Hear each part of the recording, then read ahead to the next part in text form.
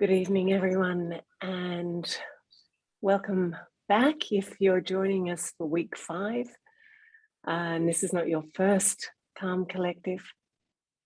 A very warm welcome back and a freedom day for many of us out and about on this gorgeous sunny day in spring.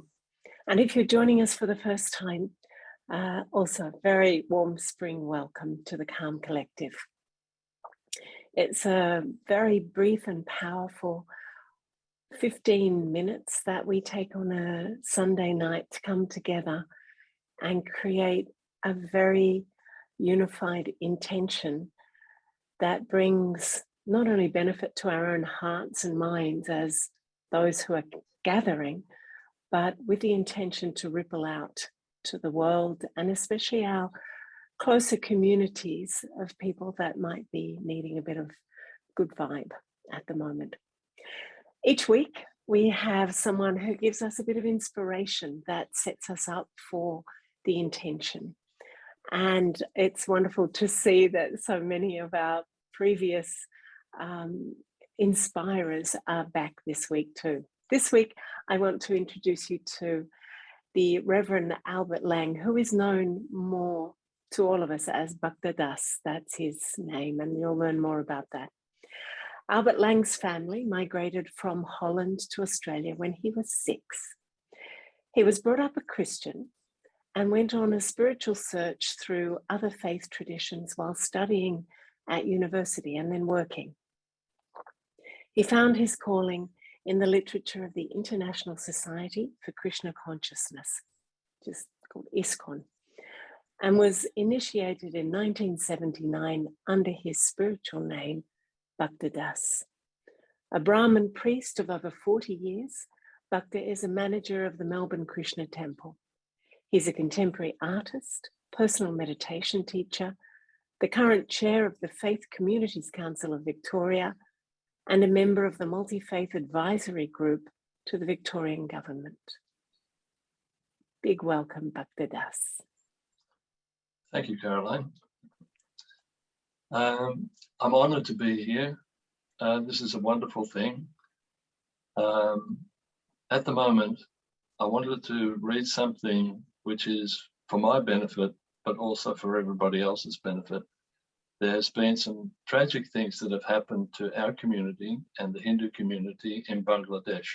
Some of you may have heard about these tragic events that have been going on there. So to give solace to myself and to also impart a little bit of wisdom to everybody else from a very interesting book from one of my mentors, I'd like to read this passage if I could.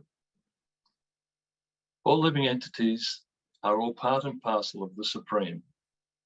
All are children of the same source, the absolute truth from whom everything emanates.